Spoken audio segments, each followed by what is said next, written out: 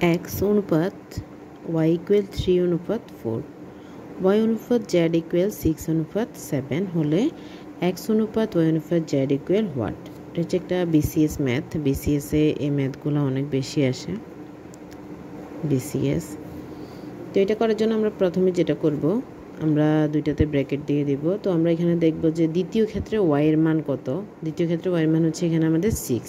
তো এই 6টা দ্বারা আমরা প্রথম রাশিটাকে গুণ করে ফেলবো।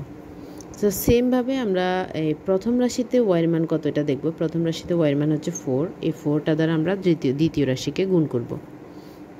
তো এখন আমি যদি গুণফলটা লিখে নিই, 6 দিয়ে যদি 3কে গুণ করি, 3 6 18 অনুপাত 4 6 24।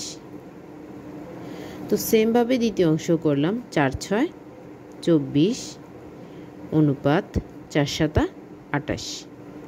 তো এখন আমি যদি x অনুপাত y অনুপাত z লিখি, x এর মান হচ্ছে এখানে 18 আর y এর মান দুই জায়গায় আমরা পাচ্ছি 24।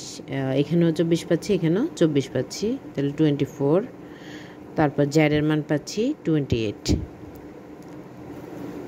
তো আমরা চাইলে এটাকে লঘিষ্ঠ করে নিতে পারি। যদি আমরা যেহেতু এখানে দেখতেছি 18 24 28 এটা 2 দ্বারা ভাগ যায়, তাহলে আমরা লিখতে পারি 9 9 দুগুণে 18 12 দুগুণে 24 12 আর হচ্ছে 28 28 হচ্ছে 14 দুগুণে 28।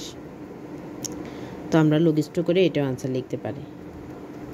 তো এটাই হচ্ছে আমাদের অনুপাতের অঙ্কের টেকনিক।